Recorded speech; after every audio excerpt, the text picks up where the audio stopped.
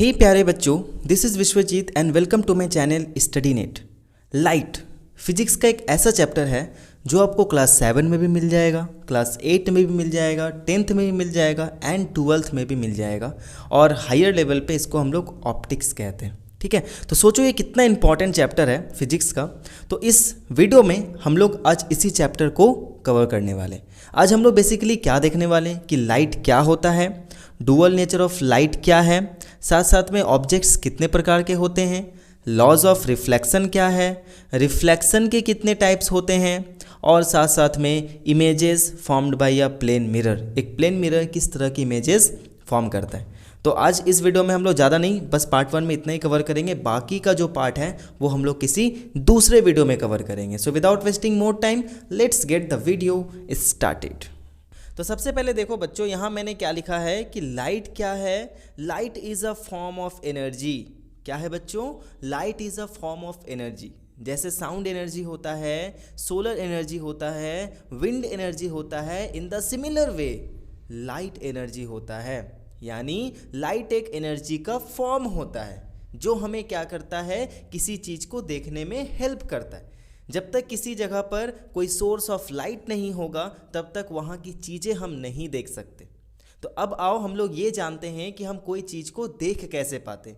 For example चलो मैं यहाँ पे एक सन ड्रॉ करता हूँ जो यहाँ पे हमारा सोर्स ऑफ लाइट होगा। ठीक है, यहाँ पे मैं एक फ्लावर ड्रॉ करता हूँ। ठीक है, ये हमारा एक ऑब्जेक्ट होगा और यहाँ पे मैं आई ड्रॉ करता हूँ, ये हमारी आँख होगी। ठीक है, तो हमारी आँख जो है वो इस फ्लावर को कब देख पाएगी? जब इस सन से निकलता हुआ रे इससे टकराकर इससे रिफ्लेक्ट होकर हमारे आँखों तक पहुँचेगा। ठीक है, तो यही रूल हर एक जगह पर अप्लाई होता है। हम कोई भी चीज़ को उठाकर क्यों ना देख लें, ये हमेशा दिमाग में रखना हमें ज़रूरी है कि किसी चीज़ को हम तभी देख सकते हैं जब सोर्स ऑफ लाइट से लाइट के रेज उससे रिफ्लेक्ट होकर हमारे आँखों तक पहुँचे। फॉर एग्ज़ाम्पल अगर मैं यहाँ पे एक वॉल ड्रॉ करता हूँ, इस वॉल के इस तरफ आप खड़े हो और इस वॉल के उस तरफ एक बंदा खड़ा है। ठीक है, और यहाँ पे एक सोर्स ऑफ लाइट है। तो ये सोर्स ऑफ लाइट से रे ऑफ लाइट इस बंदे तक तो आ रहा है, लेकिन ये रिफ्लेक्ट होकर आपके आंखों तक नहीं पहुँच रहा। क्यों नहीं पहुँच रहा? क्योंकि यहाँ पे बीच में एक वॉल है, तो आप उस इंसान को नहीं देख सकते। सिंपल सी बात। चलो अब यहाँ पे एक और टर्म आता है कि शैडो कैसे फॉर्म होता है, how a shadow is formed. ठीक है, इस क्वेश्चन का आंसर मैं आपको थोड़ी देर में बताऊंगा क्योंकि इसके लिए हमें कुछ और चीज़ें जाननी होंगी। तब तक हम लोग थोड़ा और पढ़ लेते हैं। Next, dual nature of light क्या है भाई? ये काफ़ी इंपॉर्टेंट टॉपिक है, डुअल नेचर ऑफ लाइट। तो देखो सबसे पहला क्या है, light consist of small particles that always travel in a straight line. तो लाइट के रिगार्डिंग हमारे पास दो थियरीज हैं। पहला है हमारा particle theory and second one is wave theory. ठीक है, तो पार्टिकल थियरी में क्या कहा गया है? पार्टिकल थियरी में ये कहा गया है कि लाइट छोटे छोटे पार्टिकल से मिलकर बना होता है जो हमेशा स्ट्रेट लाइन में ट्रैवल करता है, वो बेंडिंग में नहीं जाता, स्ट्रेट लाइन में ट्रैवल करता है। इसके लिए अगर हम इस एक्सपेरिमेंट को देखें तो इसमें एक कैंडल यहाँ पे रखा गया है, एक सीधा सा पाइप ले लिया गया है और ये इंसान उस पाइप के अंदर से उस कैंडल को देख रहा है। तो इस वाले पिक्चर में वो इस कैंडल को ईजिली देख पाएगा, लेकिन इस पिक्चर में वो उसको नहीं देख पाएगा। क्यों? क्योंकि ये सोर्स ऑफ लाइट से निकलने वाला रे जो है वो हमेशा स्ट्रेट लाइन में ट्रैवल करना चाहेगा, लेकिन यहाँ पे ये लाइट, ये पाइप जो है वो बेंड किया हुआ है, इसलिए इस इंसान को वो कैंडल नहीं दिखेगा। ठीक है, तो इस एक्सपेरिमेंट से हम ये डिराइव कर सकते हैं कि लाइट हमेशा स्ट्रेट लाइन में ट्रैवल करता है। ठीक है, दूसरा आता है हमारा वेव थियरी। वेव थियरी में क्या कहा गया है कि लाइट जो है वो ट्रांसवर्स वेव है,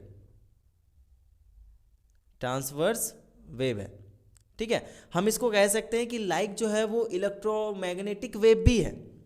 लाइट जो, अगर मैं इसमें बात कर रहा हूँ जो अभी हम लोग देखने जा रहे हैं, अगर मैं इसकी बात करूँ तो इसके हिसाब से हम ऐसे समझेंगे कि लाइट जो है वो इलेक्ट्रोमैग्नेटिक वेव है जिसको कोई भी मटेरियल मीडियम की ज़रूरत नहीं पड़ती। जैसे कि मान लो अगर मैं साउंड वेव की बात करता हूँ तो साउंड में क्या होता है कि हमें एक मटेरियल मीडियम की ज़रूरत पड़ती है। जैसे कि अगर मैं यहाँ पे बैठा हूँ और मेरे सामने मेरा एक फ्रेंड बैठा हुआ है, अगर हम उससे बात कर रहे हैं तो हमारे बीच में क्या है भाई, एक मीडियम, हम अर्थ पे बात करें तो अर्थ पे एक मीडियम होता है, वो मीडियम है हमारा एयर। ठीक है, यही अगर मैं मून की बात करूं तो मून पे जाकर अगर हम बहुत क्लोज होकर भी बातें करेंगे तो भी वो मेरी बात नहीं समझ पाएगा। क्यों नहीं समझ पाएगा? क्योंकि हम दोनों के बीच में कोई भी मीडियम नहीं होगा। तो इसीलिए साउंड वेव को ट्रैवल करने के लिए मीडियम की ज़रूरत पड़ती है, लेकिन लाइट वेव को ट्रैवल करने के लिए कोई भी मीडियम की ज़रूरत नहीं पड़ती। और ऐसा कोई भी वेव जो विदाउट एनी मटेरियल मीडियम का ट्रैवल करता है उसको हम इलेक्ट्रोमैग्नेटिक वेव कहते हैं। ठीक है, कोई दिक्कत यहाँ तक नहीं ना? चलो अब हम लोग यहाँ से आगे चलते हैं, ध्यान से समझना। अब मैं एक थोड़ा सा कन्फ्यूज़न डिराइव करना चाहता हूँ। अभी तक ये चीज़ पे बहुत ज़्यादा कन्फ्यूज़न क्रिएट हो रहा था कि क्या पार्टिकल थ्योरी सही है या वेव थ्योरी सही है, क्या लाइट जो है वो पार्टिकल से बना हुआ है या वेव से बना हुआ है। तो इसको तब तक लोग कंफ्यूज होते रहे जब तक कि क्वांटम थ्योरी नहीं आ गया। क्वांटम थ्योरी आने के बाद ये कन्फ्यूज़न काफ़ी हद तक कम हो गया, जिसमें कहा गया है कि लाइट जो है वो छोटे छोटे पार्टिकल से मिलकर बना हुआ है जिसको हम फोटॉन्स कहते हैं, और ये इलेक्ट्रोमैग्नेटिक वेव है। जैसे कि अगर मैं डिफ्यूज़न की बात करूं तो डिफ्यूज़न एक ऐसा फेनोमेना है, ठीक है, ऐसा फेनोमेनन है जिसको डिफाइन करने के लिए हम पार्टिकल थ्योरी का यूज़ कर ही नहीं सकते, उसके लिए हमको वेव थ्योरी का यूज़ करना पड़ेगा। तो इसके बारे में डिटेल में आप क्लास 12th में जाओगे तो वहाँ पे पढ़ोगे। ठीक है, चलो नेक्स्ट देखते हैं। ऑब्जेक्ट्स कितने टाइप के होते हैं भाई? ऑब्जेक्ट्स मैंने यहाँ पे इसको 5 टाइप्स के यहाँ पे डिराइव कर रखे हैं। सबसे पहला हमारा हो गया luminous object, second is non luminous. Luminous किसको बोलेंगे? जो अपने अंदर से लाइट इमिट करता है। नॉन लुमिनियस किसको बोलेंगे? जो इमिट नहीं करता। इसमें एग्जांपल जैसे कि मैं सन ले सकता हूँ, मैं बल्ब ले सकता हूँ, है ना, ये अपने अंदर से लाइट को इमिट करता है। लेकिन इसी के इंस्टेड अगर मैं बात करूँ हमारे बॉडी की, अगर मैं पेन की बात करूँ, अगर मैं मून की बात करूँ, तो ये सारे के सारे ऐसे ऑब्जेक्ट्स हैं जो लाइट को इमिट नहीं करते।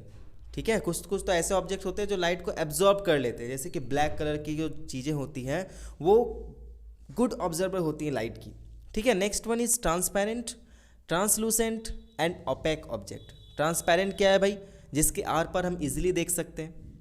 ट्रांसलूसेंट क्या है? जिसके आर पर हम थोड़े बहुत देख सकते हैं। ओपेक ऑब्जेक्ट्स किसको कहते हैं? जिसके आर पर हम बिल्कुल नहीं देख सकते। लेकिन साइंटिफिक लैंग्वेज में हम कैसे बोलेंगे?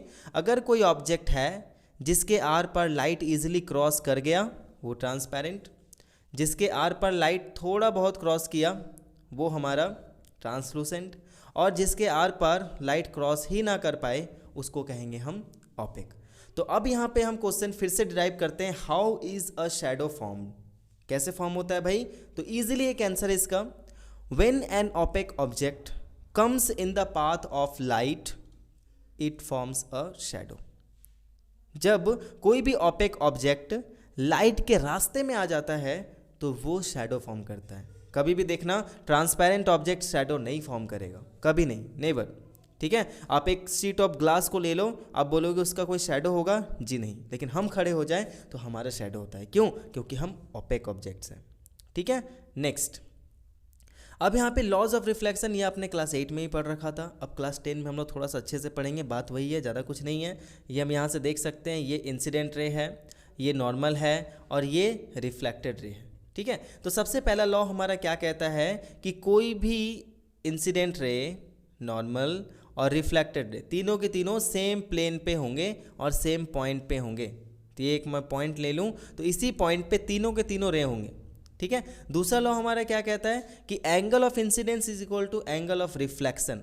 कहने का मतलब क्या है? कई बार बच्चे मिसअंडरस्टैंड कर जाते हैं, वो ये वाले एंगल को इंसिडेंस और ये वाले एंगल को एंगल ऑफ रिफ्लेक्शन समझ बैठते हैं, जबकि ऐसा नहीं है। तो एक चीज़ हमेशा याद रखना कि the angle that incident ray makes with normal is called angle of incidence. यानी ये नॉर्मल है, नॉर्मल के साथ इंसिडेंट रे जो एंगल बनाता है उसको हम एंगल ऑफ इंसिडेंस कहते हैं, और रिफ्लेक्टेड रे नॉर्मल के साथ जो एंगल बनाता है उसको हम एंगल ऑफ रिफ्लेक्शन कहते हैं। ठीक है बच्चों, यहाँ तक क्लियर हो गया? नेक्स्ट आगे देखते हैं, रिफ्लेक्शन आखिर होता क्या है? तो अगर मैं इसको डिफाइन करना चाहूँ तो हम क्या लिखेंगे? The bouncing back of light. ठीक है। रिफ्लेक्शन ऑफ लाइट क्या होता है? The bouncing back of light is called reflection of light.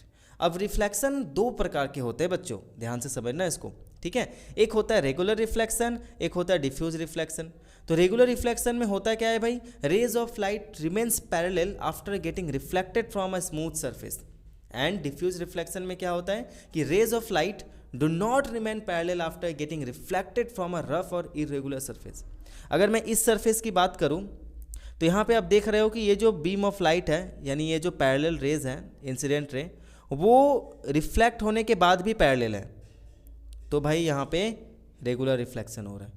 लेकिन यहाँ पे जो सरफेस है वो रफ है और यहाँ पे इंसिडेंट रे पैरेलल ही है। हमेशा याद रखना कि इंसिडेंट रे पैरेलल ही होता है। तो इंसिडेंट रे पैरेलल तो आया, लेकिन रिफ्लेक्ट होने के बाद ये देखो रिफ्लेक्टेड रे एक भी एक दूसरे के पैरेलल नहीं है, इसीलिए ये डिफ्यूज रिफ्लेक्शन हुआ। तो बोलोगे सर डिफ्यूज रिफ्लेक्शन तो लॉज ऑफ रिफ्लेक्शन को फॉलो नहीं करते। बिल्कुल नहीं करते, बिल्कुल नहीं करते। इसके कोई यूजेस है क्या? हाँ, बहुत बड़ा यूज़ है। देखो इसका क्या यूज़ है मैं आपको बताता हूँ। डिफ्यूज रिफ्लेक्शन हमें उन जगहों पर, उन जगह के ऑब्जेक्ट्स को देखने में मदद करता है जिस जगह पर डायरेक्ट सोर्स ऑफ लाइट नहीं पहुँच पाता। फॉर एग्जाम्पल, अगर आप किसी रूम में बैठे हुए हो, चलो अब सपोज करो अपने घर पे बैठे हुए हो, रूम में बैठे हुए हो, तो बाहर से क्या सनलाइट आपके रूम में डायरेक्ट इंटर करता है? नहीं इंटर करता है ना। तो उस समय डिफ्यूज रिफ्लेक्शन टेक प्लेस करता है, यानी होता है। जैसे कि आपका जो रूम है वो रफ सरफेस है, वो प्लेन तो नहीं है, मिरर तो नहीं है, इसीलिए जिस जगह पर भी सोर्स ऑफ लाइट आकर गिरता है वो इधर उधर फैलने लगता है, रिफ्लेक्ट कर जाता है जहाँ तहाँ, और जिसके वजह से उन जगहों तक भी लाइट पहुँच जाता है जिस जगह तक डायरेक्ट सोर्स ऑफ लाइट नहीं पहुँच पाता। तो डिफ्यूज रिफ्लेक्शन का ये बहुत बड़ा यूज़ है। इससे हम क्या कर सकते हैं? उन जगहों की चीज़ें देख सकते हैं जिस जगह पर डायरेक्ट सनलाइट या कोई भी सोर्स ऑफ लाइट नहीं पहुंच पाता। ठीक है बच्चों, आई होप कि ये क्लियर हो गया होगा। नेक्स्ट हम लोग चलते हैं लास्ट टॉपिक इस वीडियो का, that is image formed by a plane mirror. एक प्लेन मिरर किस तरह का इमेज फॉर्म करता है, ठीक है। तो इसको बताने से पहले मैं दो टर्म आपके साथ डिफाइन करना चाहता हूँ। एक होता है वर्चुअल और दूसरा होता है रियल, ठीक है। थर्ड पॉइंट हो जाएगा इरेक्ट एंड इन्वर्टेड। तो ध्यान से समझना बच्चों कि ऐसा कोई भी इमेज जिसको हम किसी भी पर्दे पर प्राप्त कर सकते हैं, किसी भी पर्दे पर ऑब्टेन कर सकते हैं, वो रियल इमेज होता है। और जो इमेज मिरर के अंदर बनता है उसको हम बाहर कहीं भी कोई भी पर्दे पर ऑब्टेन नहीं कर सकते, उसको हम कहते हैं वर्चुअल इमेज। ठीक है, समझ गए।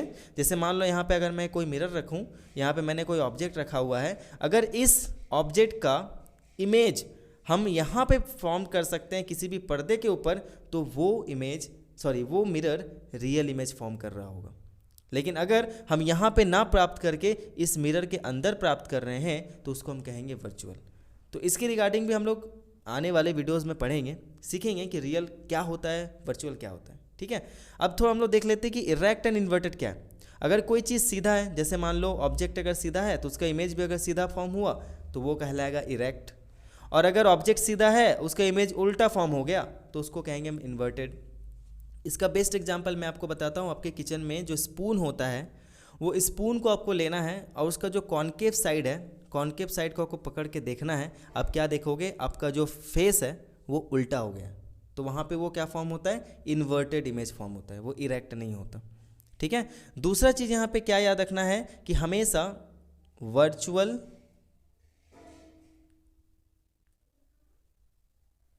एंड इरेक्ट होता है और रियल एंड इन्वर्टेड होता है। ठीक है, तो वर्चुअल इमेज हमेशा इरेक्ट होता है एंड रियल इमेज हमेशा इन्वर्टेड होता है, यानी उल्टा होता है। ये ध्यान में रखना। तो हमारा प्लेन मिरर कैसा इमेज फॉर्म करता है भाई, वर्चुअल एंड इरेक्ट। ठीक है, ये वर्चुअल इमेज फॉर्म करेगा, डैट मीन्स कि प्लेन मिरर के बाहर हम इमेज को फॉर्म नहीं कर सकते, वो मिरर के अंदर ही फॉर्म होगा और वो सीधा होता है। ऐसा थोड़ी होता है कि भाई हम मिरर के सामने खड़े हैं तो हम उल्टा दिखने लगे, नहीं होता है ना। चलो next, same size of the object. अगर मैं बात करूं तो ये एकदम सेम साइज़ का होता है। जैसे कि अगर मैं यहाँ पे जूम इन करके आपको दिखाऊं तो ये इंसान यहाँ पे खड़ा है, अगर ये मान लो 5 मीटर का है, ठीक है, तो इसका जो इमेज फॉर्म होगा वो भी कितने मीटर का होगा, 5 मीटर का ही होगा, ना बड़ा ना छोटा, same size. Next, image formed at the same distance from the mirror. इसका मतलब क्या हुआ बच्चों, इसका मतलब ये हुआ कि अगर मान लो मैंने यहाँ पे मिरर रखा और मिरर से मैं 5 सेंटीमीटर की दूरी पर खड़ा हूँ तो इमेज भी मिरर के अंदर 5 सेंटीमीटर पर ही बनेगा। ठीक है, तो ये आपको ध्यान में रखना है कि डिस्टेंस बिल्कुल सेम होता है इमेज एंड ऑब्जेक्ट का। नेक्स्ट लास्ट प्रॉपर्टी क्या होता है, इमेजेस आर लेटरली इन्वर्टेड, और इस प्रॉपर्टी को हम लोग बोलते हैं लेटरल इन्वर्जन। ठीक है, लेटरल इन्वर्जन में क्या होता है भाई, ये एक ऐसा फिनोमेनन है हमारे प्लेन मिरर का जिसमें right appears left and left appears right. अगर आप अपना दाहिना हाथ उठाओगे तो आपको मिरर के अंदर बायां हाथ दिखेगा, और अगर आप बायां हाथ उठाओगे तो आपको दायां दिखेगा, जैसे कि आप इस पिक्चर में देख सकते हो। आप जाकर भी ट्राई कर लेना, आप लिखोगे अगर सीधा हैंड में एम्बुलेंस तो वो आपको उल्टा दिखेगा। ठीक है, तो प्लेन मिरर में क्या होता है, हर एक चीज़ उल्टा दिखता है। तो ये एक फेनोमेनन है जिसको हम कहते हैं लेटरल इन्वर्जन, और इस पूरे प्रॉपर्टी को हम बोलेंगे इमेजेस आर लिटरली इन्वर्टेड। ठीक है बच्चों, यहाँ तक कोई दिक्कत नहीं। लास्ट हम लोग पॉइंट चलते हैं इस वीडियो का, that is silver is one of the best reflector of light, so it is used in the mirror. अगर मैं बात करूँ मिरर फॉर्म करने में, तो अगर सबसे पहले एक पतला या मोटा शीट ऑफ ग्लास लिया जाता है जो बिल्कुल ट्रांसपेरेंट होता है, फिर उस पर क्या किया जाता है, सिल्वर का पॉलिश लगाया जाता है। ऐसे करके पूरा सिल्वर का पॉलिश लगाया जाता है, और जब सिल्वर का पॉलिश लग चुका होता है उसके बाद इसमें रेड या ब्राउन कलर से या ग्रीन कलर से ऐसे करके पेंट कर दिया जाता है। तो इस सिल्वर कलर के पेंट के कारण ही वो पतला या वो ट्रांसपेरेंट शीट ऑफ ग्लास एक मिरर के फॉर्म में बन जाता है, एक मिरर बन जाता है। क्यों? क्योंकि silver is one of the best reflector, ये काफ़ी अच्छा रिफ्लेक्ट करता है लाइट को। Next point, light travels at a speed of 3 × 10⁸ metre per second. Light कितने की स्पीड से चलता है भाई, 3 × 10⁸ मीटर पर सेकेंड, इसको दिमाग में रख लेना। Next, a bundle of light rays is called a beam of light. अगर एक ऐसे रे है तो इसको हम रे ऑफ लाइट कहेंगे, लेकिन अगर बहुत सारे रे एक साथ जा रहे हैं तो उसको हम बीम ऑफ लाइट कहेंगे। समझ गए? तो आई होप बच्चों यहाँ तक आप लोगों को कोई भी दिक्कत नहीं होगा, समझ गए होगे। पार्ट 1 ये इंट्रोडक्शन था लाइट का, और ये सभी क्लासेस के लिए था, क्लास 7, क्लास 8 एंड क्लास 10 सबके लिए था। इसके आने वाले वीडियोज़ में हम लोग देखेंगे, मैं आपको दिखा देता हूँ, ये स्फेरिकल मिरर के बारे में हम लोग पढ़ेंगे, डिटेल में देखेंगे। धीरे धीरे सारी चीज़ें मैं लाइट का कंप्लीट कर दूंगा। और अगर वीडियो अच्छा लगा है तो आपको पता है क्या करना है। Thank you so much for watching this video. मिलता हूँ अगले वीडियो में, तब तक के लिए take care, be safe, keep learning and keep watching Study net.